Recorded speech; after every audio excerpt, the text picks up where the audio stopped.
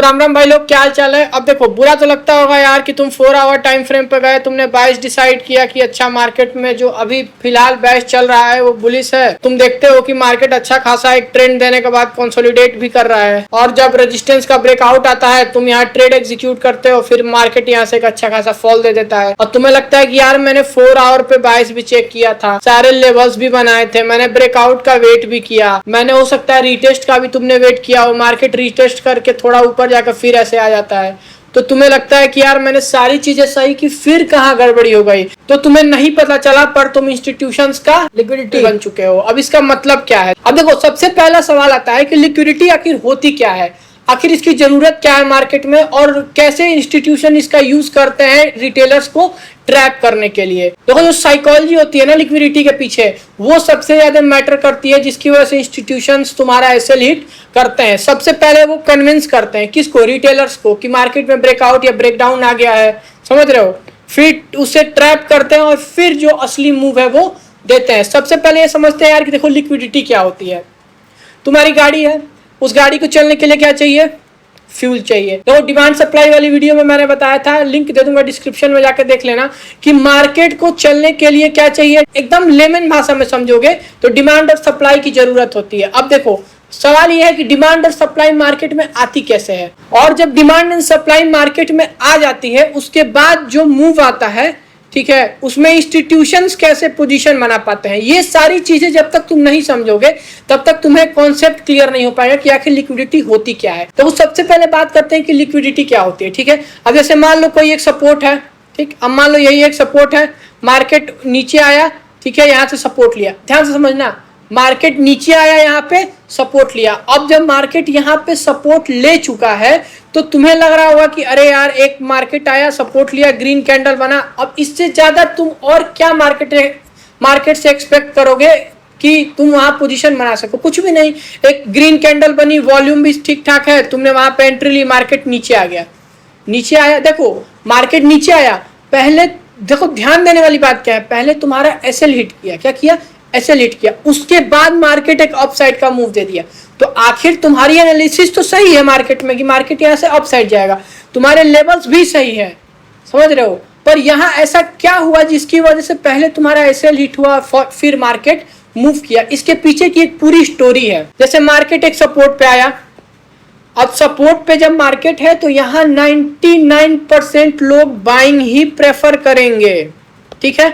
अब market support पे आया, बाइंग आनी स्टार्ट हुई, मार्केट एक ग्रीन कैंडल बनाया। अब समझो, अब एक इंस्टीट्यूशन है, ध्यान से समझना, एक इंस्टीट्यूशन है जिसे 1000 करोड़ रुपए इस स्टॉक में या फिर इस इंडेक्स में डालने हैं और उसे भी पता है कि मार्केट यहाँ से अपसाइड पे मूव कर सकता है, समझ रहे हो। पर अब प्रॉब्लम है कि अगर वो अपने 10,000 करोड़ का ट्रांजेक्शन यहाँ डालेगा, अब देखो मान लो मार्केट थोड़ा सा ऊपर जाएगा, यहाँ कुछ ऑर्डर एग्जीक्यूट होगा, कुछ ऑर्डर यहाँ एग्जीक्यूट होगा, कुछ ऑर्डर यहाँ एग्जीक्यूट होगा, और जब तक मार्केट रेजिस्टेंस पे आएगा तब तक पता चला कि उसका जो एवरेज प्राइस है वो यहाँ कहीं बीच में है, समझ रहे हो। और फिर मार्केट जब रेजिस्टेंस से अगर गलती से रेजिस्टेंस लेके और नीचे आने लगा और उसका अगर वो अपना एसएल यहाँ डालेगा, अब तुम समझ रहे हो कि जब तुम्हारे 10,000 से मार्केट यहाँ से नीचे आता है तो 1,000 का लॉस होता है। तो अगर किसी का 1,000 करोड़ का पोजीशन है तो अगर मार्केट इस लेवल पे आया तो 10% के हिसाब से उसे एक ट्रेड में 100 करोड़ का लॉस होगा। अब देखो, इस चीज से बचने के लिए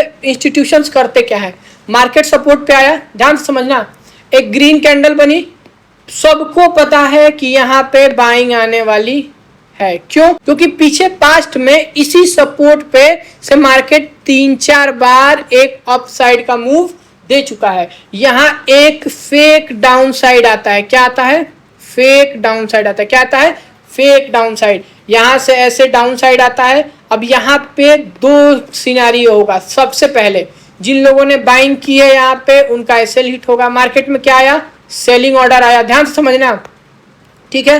और फिर उसके बाद यहाँ ये डाउन साइड देख के कुछ लोग सेलिंग का भी पोजीशन बनाते हैं, ये सोच के कि मार्केट और यहाँ से एक अच्छे डाउन साइड जाने की प्रोबेबिलिटी है। अब यहाँ मार्केट में कुछ सेलिंग ऑर्डर भी आए। अब देखो, अब यहाँ से ये जितना भी डाउन साइड देख रहे हो ना मार्केट आता है, हर प्राइस पे इंस्टीट्यूशंस का बाइंग पोजीशन रहता है, समझे। और हर एक सेल पोजीशन पे, हर एक इंस्टीट्यूशन, हर एक रिटेलर के सेल, इन सबके ट्रांजेक्शन पे बाइंग ऑर्डर एग्जीक्यूट होता है किसका, इंस्टीट्यूशन का। उसके बाद मार्केट यहाँ से एक अच्छा मूव दे देता है। अब इसमें देखो इंस्टीट्यूशंस का फायदा क्या है, इसमें इंस्टीट्यूशंस का फायदा है कि अगर मार्केट यहीं से ऐसे जा रहा होता तो उनको जो प्राइस मिलता, वो मान लो कि ये 10 है तो 11, 12 या 13 का मिलता है, और इस सिचुएशन में उन्हें प्राइस 9 का मिला है। अब मार्केट जाने वाला है मान लो 12 ही रुपए, मैं क्या बता रहा हूँ, 12 ही रुपए जाने वाला है मार्केट, लेकिन इस सिचुएशन में इनको सिर्फ 2 का फायदा होता है, इस सिचुएशन में इनको 3 रुपए का फायदा हो रहा है, समझ रहे हो। तो मार्केट में जो लिक्विडिटी आती है ना, तो आजकल जो तुम ये लिक्विडिटी का कॉन्सेप्ट देख रहे हो, अब देखो ये जो लिक्विडिटी का कॉन्सेप्ट तुम समझने की कोशिश कर रहे हो, इसमें तुम्हें सबसे पहले ये समझना पड़ेगा कि इसके पीछे की साइकोलॉजी क्या है। मार्केट सपोर्ट पे आया, यहाँ से बाइंग आई, फिर सपोर्ट पे आया, फिर बाइंग आई, फिर सपोर्ट पे आया, फिर बाइंग आई, ठीक है। ये एक रेंज बन गया मार्केट का, ठीक है। डाउन साइड में मान लो ये सपोर्ट बन गया, ये रेजिस्टेंस बन गया। अब देखो जिसने भी यहाँ बाइंग की होगी, ध्यान से समझना, जिसने भी यहाँ बाइंग की होगी, यहाँ बाइंग की होगी, ठीक है, उसका एसएल यहाँ कहीं होगा, होगा ना, सबका एसएल यहाँ कहीं होगा। इस एसएल वाले एरिया को कहते हैं लिक्विडिटी पूल। क्या कहते हैं, लिक्विडिटी पूल, समझे।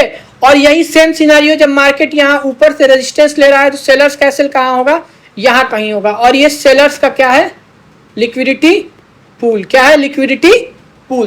देखो मार्केट में रेजिस्टेंस के ऊपर जो लिक्विडिटी होती है, ध्यान समझना।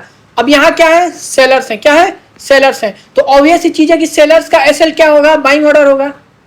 सेलर्स का एसएल क्या होगा, बाइंग ऑर्डर होगा। इसका मतलब है कि जो बाई साइड की लिक्विडिटी कहां होती है, वो जो बाई साइड की लिक्विडिटी होती है वो कहां होती है, रेजिस्टेंस के ऊपर होती है। कहां होती है, रेजिस्टेंस के ऊपर। वही सेम चीज जब यहां लोगों ने बाइंग ऑर्डर डाल रखा है, ठीक है, तो फिर यहाँ पे क्या होगा, सेल साइड की लिक्विडिटी होगी, ठीक है। अब देखो ये कॉन्सेप्ट जब तुम समझ चुके हो, by side liquidity, liquidity pool क्या होती है, सेल साइड की लिक्विडिटी कहाँ होती है, फिर अब देखो ये सारी चीजें थ्योरेटिकल हैं।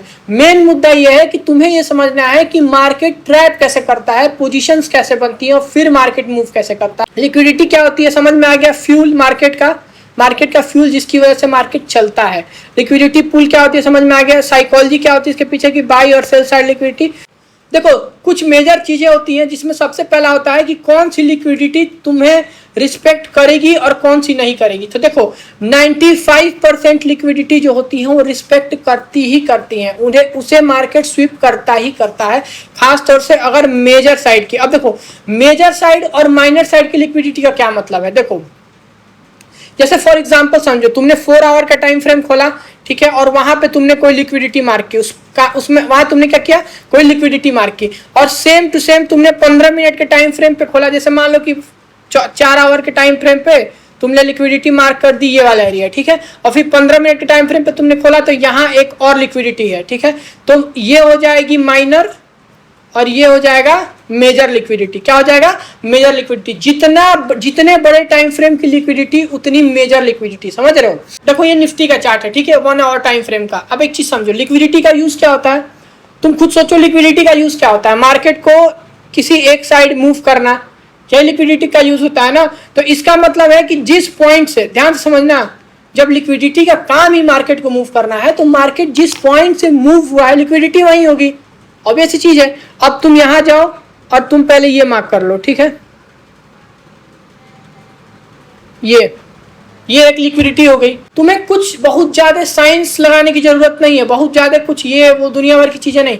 तुम बस ये देखो कौन सा ऐसा पॉइंट है जहां से मार्केट रिसेंट में मूव किया है, बस दैट्स इट, लिक्विडिटी है ये। और ये तो मेजर लिक्विडिटी हो गई। एक एग्जांपल ले लो, ये और ये मेजर लिक्विडिटी होगी। अब एक चीज समझो, मार्केट डाउन साइड पे आ रहा था, ध्यान समझो, मार्केट डाउन साइड पे आ रहा था, यहां से अब गया, फिर मार्केट डाउन साइड पे आ रहा था, यहां से अब चला गया। समझो सेलर्स आ रहे थे मार्केट में, दोबारा से सेलर्स आ रहे थे मार्केट में, और तुमने क्या किया, यहां से मार्केट को बायर्स उठा के लेके चले गए। ये क्या हो गई, एक और लिक्विडिटी हो गई, समझ रहे हो, ये और एक लिक्विडिटी हो गई, ठीक है। सबसे पहले, उसके बाद फिर ये डाउन साइड था, यहीं से मार्केट बार बार वो कर रहा था, रेजिस्टेंस ले रहा है, देखो मार्केट, ठीक है। अब ये 4 पॉइंट तुम्हारे पास हो गया लिक्विडिटी का। अब देखो जब ये चीजें तुम चार्ट्स पे इंप्लीमेंट करोगे तो तुम्हें पता चलेंगी कि जो लिक्विडिटी होती है ना वो काम कैसे करती है। अब देखो एक परफेक्ट एग्जांपल बताता हूँ, ध्यान से समझना। ये MCX का चार्ट है, 1 आवर का। मार्केट एक अच्छे खासे अब ट्रेंड में चल रहा था। देखो अब उसके बाद बायर्स जो है वो एग्जॉस्ट हो गए, बायर्स एग्जॉस्ट हो गए और मार्केट में सेलिंग का पोजीशन बनना था। इंस्टीट्यूशंस को पता था कि अब यहाँ से क्रूड ऑयल का प्राइस गिरेगा, कह लो जो भी चीज है वो सिनारियो सारे छोड़ दो, ठीक है। ध्यान समझो, ये हाई साइड की लिक्विडिटी थी, मार्केट उसके बीच में कंसोलिडेट किया। अगले दिन भी मार्केट उसको टैप करने की कोशिश किया और नहीं लिया। अगले दिन सीधा मार्केट गैप अप खुलता है, लिक्विडिटी ग्रैब करता है, सस्टेन नहीं करता है, नीचे आता है, उसके बाद इतना बड़ा फॉल। समझ रहे हो? अब देखो मार्केट तुम्हारी साइकोलॉजी के साथ कितना ज्यादा खेलता है, तुम्हें ये चीज अभी समझ में आएगी। देखो ये ओवरऑल रियलिटी का चार्ट था। देखो मैंने ये हाई और ये लो मार्क करके रखे थे मार्केट में। मैं देख रहा था कि मार्केट जो है वो धीरे धीरे अप साइड पे मूव कर रहा है। अब देखो मार्केट कैसे साइकोलॉजी से खेलता है वो चीज तुम्हें अभी समझ में आएगी। अब यहाँ पे देखो इस शार्प सेलिंग में, ठीक है, यहाँ पे क्या होगा, सेलर्स आए होंगे मार्केट में। ध्यान समझना, लास्ट मोमेंट पे सेलर्स आए होंगे। उनका एसएल मैक्सिमम कहाँ हो सकता है, इस जोन के ऊपर। लिक्विडिटी पुल वही है ना, तो वही होगा। अब अगले दिन मार्केट सीधा गैप अप खुलता है। यहाँ पे 80% लोगों का तो एसएल हिट हो गया और सेलर्स का एसएल क्या है, बाइंग ऑर्डर। मार्केट में क्या आया, बाइंग ऑर्डर आया। फिर मार्केट डाउन साइड पे आता है, ठीक है। अब मैक्सिमम लोगों की साइकोलॉजी क्या होगी कि अगर डे लो क्रॉस हो गया पिछला, तो फिर मार्केट यहाँ से डाउन साइड फिर से चला जाएगा, ठीक है। अब मार्केट फिर डाउन साइड पे आया, फिर यहाँ सेलर्स की एंट्री होगी और फिर मार्केट अपना बाइंग ऑर्डर एग्जीक्यूट करके और यहाँ से एक अच्छा खासा मूव दे दिया। देखो अब देखो, अगर तुम ये सोच रहे हो कि हर एक लिक्विडिटी ग्रैब में तुम ट्रेड करके और बहुत अच्छा प्रॉफिट बना लोगे, तो नहीं। पर अगर 10 में से तुमने 6 या 7 लिक्विडिटी स्विफ्ट भी ग्रैब कर ली, तो तुम मार्केट में एक बहुत अच्छा पैसा कम बना सकते हो। देखो इस सिचुएशन में ये जो ओवरऑल रियलिटी का तुम चार्ट देख रहे हो, ये एनालिसिस करने के लिए सही है कि मार्केट क्या कर रहा है, पर 95% लोग इसको ग्रैब नहीं कर पाएंगे क्योंकि ये रियलिस्टिक नहीं है। ये चीज इतने ज्यादा ट्रैप मार्केट बहुत कम ही लोग होते हैं जो ग्रैब कर पाते हैं, वो भी शायद ही कोई हो जो ग्रैब कर पाया हो। समझ रहे हो? तो ये चीजें तुम ग्रैब नहीं कर पाओगे, पर ये चीजें अगर तुम एनालाइज करोगे तो नेक्स्ट टाइम अगर ऐसा कुछ होगा, तो अगर तुम मान लो तुम्हारा यहाँ एसएल हिट हो गया, यहाँ भी तुम्हारा एसएल हिट हो गया, समझ रहे हो। अगर इस सेलिंग में तुमने पोजीशन बनाई पी की, तुम्हारा यहाँ लॉस हो गया, तुमने बुक कर दिया, फिर मार्केट डाउन आया, फिर तुमने पी बना, फिर लॉस हो गया, तो इस पॉइंट पे जब मार्केट अप साइड पे मूव कर रहा होगा तो तुम्हें फोमो हिट नहीं करे। समझ जाओगे मार्केट का कि ये सारा सिनेरियो हुआ है इंस्टीट्यूशंस का पोजीशन बनाने के लिए। समझ रहे हो? और यही सेम कैपिटाफाई का आईआर मॉडल भी कहता है। मान लो जैसे कोई स्टॉक है वो ट्रेंडी चला रहा है, ठीक है, तो मेरी एग्जैक्ट एंट्री ब्रेकआउट पे नहीं बनती है। मैं एंट्री करता हूं अगर मार्केट डाउन साइड की लिक्विडिटी स्विप करके और फिर यहां से अगर अप साइड पे मूव करना स्टार्ट करता है, तो फिर मैं यहाँ पे अपना बाइंग ऑर्डर एग्जीक्यूट करता हूं। समझ रहे हो? ऐसा भी नहीं है कि मैं जैसे ही डाउन साइड पे ब्रेक किया तो इस होप में कि मार्केट यहाँ से वापस तो जाएगा ही, हो सकता है कि चला जाए और मेरा लॉस ना हो जाए ये वो और मेरी लेट एंट्री हो जाए, मैं एंट्री कर दूं। नहीं, मैं पूरा एग्जैक्ट अगर मार्केट वापस जाता है, यहाँ से अंदर क्लोजिंग देता है और वॉल्यूम सही होता है, फिर मैं यहाँ पे एंट्री करता हूँ। अब देखो तुम्हें करना क्या है, तुम्हें 4 आवर के टाइम फ्रेम और 1 आवर के टाइम फ्रेम की लिक्विडिटी मार्क करनी है। कोई इसमें साइंस नहीं है, सिर्फ वो एरिया जहां से मार्केट डाउन साइड या एक अच्छा अपसाइड शो किया है, सब लिक्विडिटी है। 4 आवर के टाइम फ्रेम पे देखोगे मेजर लिक्विडिटी है, अगर 15 मिनट या 5 मिनट पे मार्क करोगे माइनर लिक्विडिटी है। और मार्केट माइनर लिक्विडिटी को अगर स्विप करता है फिर अच्छा मूव दे देता है, और अगर मेजर को टच करेगा तो वहां से रिवर्स होने की प्रोबेबिलिटी ज्यादा होती है। ये सारी चीजें तुम जाके चार्ट्स पे देखो, तुम्हें खुद समझ में आएगा कि लिक्विडिटी का कॉन्सेप्ट कितना छोटा है। लोगों को हाइप तब होती है ना जब वो सोचते हैं कि 10 में से 10 ट्रेड में लिक्विडिटी के कर लूंगा। तुम किसी भी स्ट्रेटेजी को फॉलो कर लो, एसएमसी, आईसीटी, ये वो दुनिया, ईएमएफ, फिबोनाची, ये वो 10 में से 10 ट्रेड तुम्हारे कभी सही नहीं होंगे। पर अगर तुम 10 में से 6 या 7 ट्रेड भी अपने सही कर ले रहे हो, तुम प्रॉफिटेबल हो जाओगे मार्केट में, अगर तुम्हारा रिस्क मैनेजमेंट 6-7 ट्रेड और 3-4 ट्रेड जो लॉसेज जा रहे हैं उसमें सही है। बाकी अगर तुम चाहते हो कि मैं किसी टॉपिक पे वीडियो बनाऊं तो कमेंट सेक्शन में बताओ, वीडियो कैसी लगी ये भी बताओ, ठीक है। और बाकी मेरे व्हाट्सएप, इंस्टा, टेलीग्राम सारे लिंक तुम्हें डिस्क्रिप्शन में मिल जाएंगे, वहां से जाके फॉलो कर सकते हो और कीप ट्रेडिंग।